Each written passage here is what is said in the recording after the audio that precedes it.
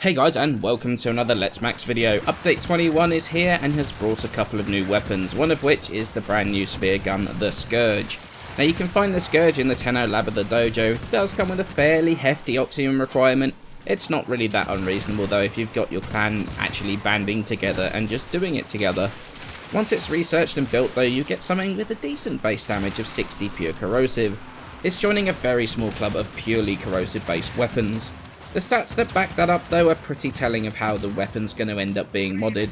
2% critical chance, 1.5 times multiplier, show pretty clearly this is not going to be a weapon modded for crit. However, the 30% status chance means that 100% status with all 4 of the dual stats mods is pretty much very easily achievable, and that's going to come really into play a little bit later. The shots on the primary fire also have an explosion radius on them when they do explode, and that can be increased with Firestorm. However, it doesn't do any self damage, which is actually pretty nice. The rest of the stats are really pretty average beyond this point, apart from the reload time of 2.5 seconds. It does feel fairly long when you can empty the weapon reasonably often, even without any fire rate mods on there.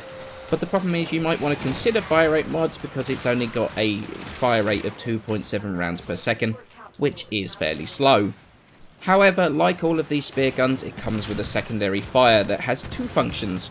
First is that if you hit an enemy directly, the corrosive damage stays the same, however you get an additional bunch of impact, puncture and slash damage, which totals 700 extra damage.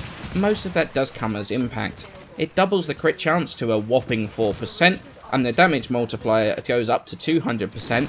Still not really going to be a crit weapon no matter how hard you try. But their status chance is still the same, so no weird modding for primary fire and not the secondary fire here. That's not all that throwing your weapon at an enemy does. When the spear lands, it embeds itself into whatever it hits.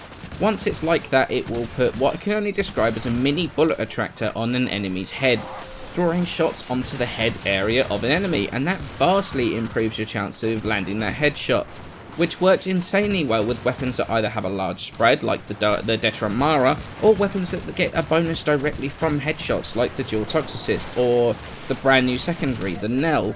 Although, to be fair, every weapon benefits from headshot damage, these types just get more of a bonus than others. It's a really cool little mechanic, and one that I like quite a bit. In terms of how I went about building the weapon though, I whacked 3 former on there, I changed the dash to a V, and I added another 2 Vs. I got Serration, Split Chamber, Speed Trigger, Firestorms on there for the explosion range, and then all 4 dual stats.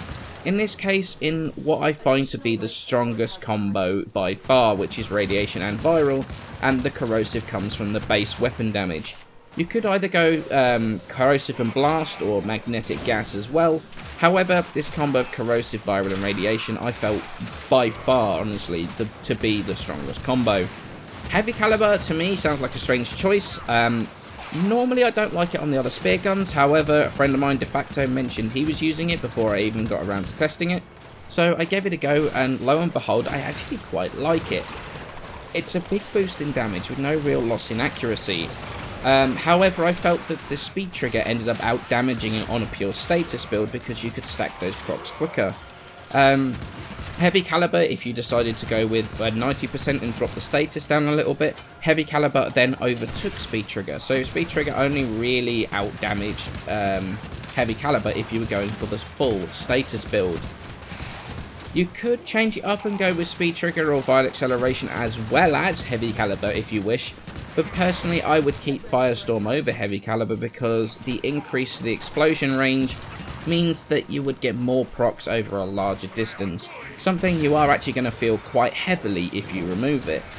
One thing to note is that while 100% status means you're going to proc every time you do something with the weapon, sometimes it's not necessary to keep it at 100%. Against the heaviest armoured units, things like the Corrupted, it's actually best to drop a little bit of status and go with a Corrosive Heat build. Because the Corrosive, Radiation and Viral, there's 3 types of procs there, and that actually dilutes the corrosive procs. So in this case, it's actually worth losing a bit of status for more reliable corrosive procs to strip the armor faster. So what did I think of the weapon? Well, to me it shows the power of the status proc. The damage from the weapon, honestly, itself isn't that spectacular. If you mod it for anything other than status, really, it's going to struggle in a lot of the content we have for the higher end players. Sorties or even an Axie Fisher become more difficult because the raw damage just doesn't carry it like with some other weapons.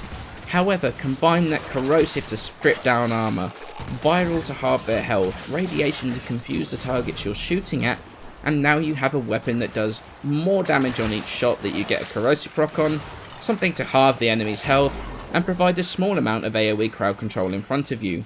On its own, the weapon really is pretty solid, and it is one that I've enjoyed playing around with so far. However, there is one area I think the Scourge really shines, and it's one that I don't think many people have really talked about so far, and that is a support weapon to your melee weapon. Now, I can hear people going, "What? Headshot? You crazy?" But honestly, the Scourge can seriously boost the damage output of your melee weapon. Take the Silver and Aegis Prime, for example, subject of one of my next videos.